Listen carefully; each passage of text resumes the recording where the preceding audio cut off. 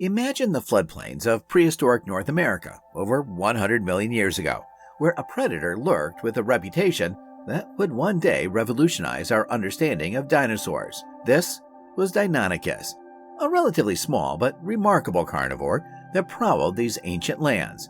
As it stalked through the subtropical forests and swampy habitats, little did it know that its discovery would forever alter paleontology. Welcome to Primalia, where we love ancient biology and make content about it. Today, we are examining one of the game changers in our understanding of the dinosaurs, Deinonychus.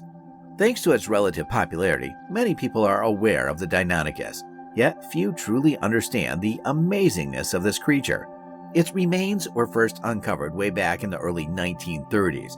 However, it wasn't until 1969 when paleontologist John Ostrom would officially give it its name, Deinonychus, which meant terrible claw, a tribute to its elongated talon located on its foot. The discovery of Deinonychus was not just important because of its unique claw, but also because it shifted perceptions on dinosaurs as a whole. Why was this dino such a shock to scientific knowledge and popular culture? Before Deinonychus, many perceived dinosaurs as slow, lumbering imbeciles. Thus, with Deinonychus being an agile, clever, and active hunter, many started to look at dinosaurs in a new light. And even today, with so many more new dinosaurs, the Deinonychus continues to turn heads, as, after all, it was quite exceptional. It belongs to the family of theropods known as the Dromaeosauridae, which has many other well-known members, such as the velociraptor, whom the Deinonychus is closely related to. It was mid-sized for being a dromaeosaur, not being one of the largest or smallest, with fully mature specimens reaching 3.4 meters or 11 feet and 2 inches in length, while having a hip height of 0.87 meters or 2.9 feet. Even though there is a respectable amount of agreement on these units, people are not so sure about its weight. Some think it was lightly built, weighing around 73 kilos or 161 pounds, while more robust ideas suggest it could have reached 100 kilograms or 220 pounds. In either case, it was still gracefully built, and its bones were relatively hollow, allowing it to be quite agile and speedy. However, perhaps not as speedy as one would presume. When it was first discovered, Ostrom himself believed it would have been lightning fast. However, this assumption was made during a time when a complete leg bone had not yet been found, and when one was finally located, it led to a surprising revelation, as the leg's length and structure indicated that estimates on its speed were probably exaggerated. And with the complete leg bones, Ostrom changed his belief, stating that while not being anywhere close to being slow, it was probably not that much faster than other dinosaurs in the area, and was without a doubt slower than modern-day flightless birds, such as ostriches, which are incredibly fast. Ostriches are capable of running at speeds of up to 70 kilometers an hour. That's 43 miles per hour. This makes it the fastest bird on land and one of the fastest two-legged animals in the world. Additionally, ostriches can maintain a steady speed of about 50 kilometers an hour, that's 31 miles per hour, for extended periods, allowing them to cover large distances quickly in their native habitats. Deinonychus was not like this. However, this in no way means the legs of the Deinonychus were useless, as along with still allowing the Deinonychus to be agile, they were also equipped with the creature's most iconic trait, its terrible claw, aka the sickle-shaped talon that was found on the second digit of its foot, which could have reached 5 inches or 13 centimeters in length. And it should be mentioned that the talon's size also played a part in why the Deinonychus wasn't extremely fast. The claw has been integral in its fame, yet despite much research on it, there is still disagreement on its usage. Most agree it was used for hunting, but the how is where the arguments lie. One of the issues is that the shape and curvature widely vary from specimen to specimen, and no one is sure why, making it harder to find a conclusive answer on its true purpose. Originally, it was suggested that the Deinonychus would attack and kill by kicking animals with its feet, inflicting deep cuts with its elongated foot claw. Some experts even said it could have been powerful enough to even disembowel a triceratops. However, this has since been mostly debunked, and through the years, ideas on the claw continue to shift, with one rising trend suggesting that instead of slashing, it would actually puncture prey, leading to death.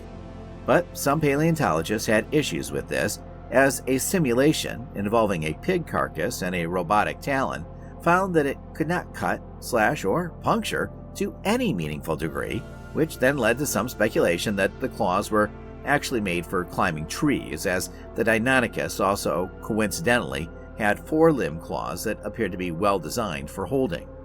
But in 2011, a new study came out that once again suggested an entirely new use for its talon, and that was pinning.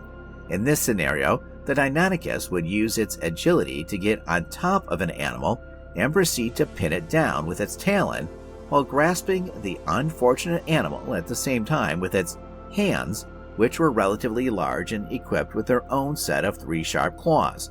Some paleontologists also believe that its feathers are indirect evidence for this pinning hypothesis, because even though no direct skin impressions have been found, it's almost universally agreed upon that the Deinonychus had feathers, and the ones on its arms were likely quite long and could have been used as stabilizers during the fight. The skeleton also had a relatively long tail that was built for flexibility and could likely easily bend side to side, leading many to believe that it was yet another stabilization tool that the Deinonychus could use while hunting. And once on top of a prey, it would then dispatch it by administering deadly bites with its mouth. Once upon a time, it was believed that the bite of the Deinonychus wasn't all that much, and that if anything, it would use its jaws as a saw to make up for the lack of power. However, this notion changed when paleontologists started finding dinosaur bones with Deinonychus tooth marks, meaning it could bite hard enough to puncture bone, and based on this, newer estimates for its biting power suggest it could bite harder than a hyena, the modern animal with the hardest recorded bite. Also, if this biting power didn't showcase the deadliness of the Deinonychus, then it's a good thing that it also had excellent vision.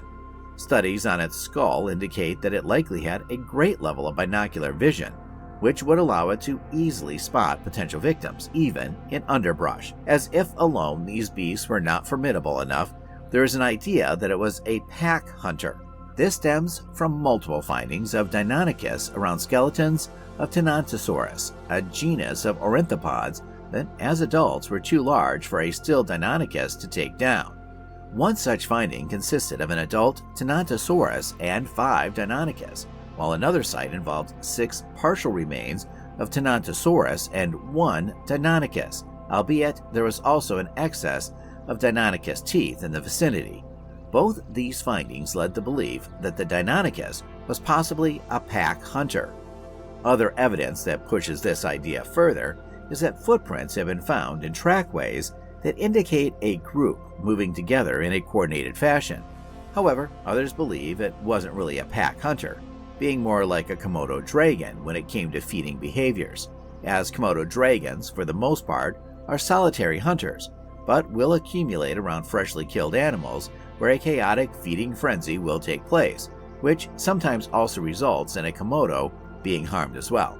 And this is important to note, as certain Deinonychus found around these Tenontosaurus were missing body parts that matched the body parts that are usually chomped off during Komodo dragon feasts, indicating to some that the Deinonychus did not have organized hunts, rather feeding frenzies that could get quite dangerous.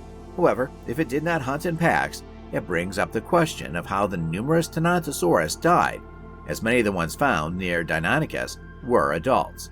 Some experts think that they were taken out by the largest predator in the lands, which was not Deinonychus, rather Acrocanthosaurus, which has been featured in another Primalia video, or that they had died from other causes.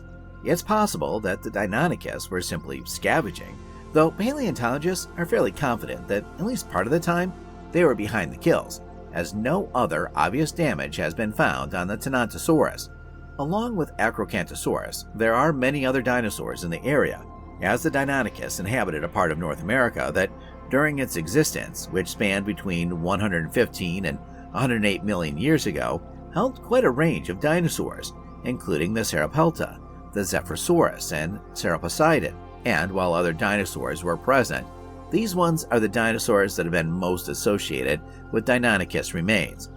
Back then, the Deinonychus presided over a sizable chunk of what is today the United States, as skeletal remains have been found in Montana, Utah, Wyoming, Oklahoma, and potentially Maryland. During the early Cretaceous, these lands consisted of floodplains and swamp-like habitats. Additionally, subtropical forests, deltas, and lagoons were also present and peppered the area where the Deinonychus would have roamed for millions of years, prowling for its victims. There also seems to have been somewhat of a high population of this dromaeosaur, thanks to its success, and one way that the Deinonychus was able to decrease competition amongst its own was by hunting different animals based on age.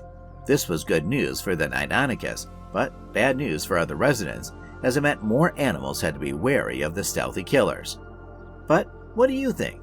Was Deinonychus really all that, or was it a scavenger that trailed behind the big dog dinos looking for scraps? What would win in a fight between a Deinonychus and a velociraptor? If this is the kind of content that makes you happy, consider liking, subscribing, sharing, or leaving a comment. It really helps the channel reach more people and spreads our love of ancient biology.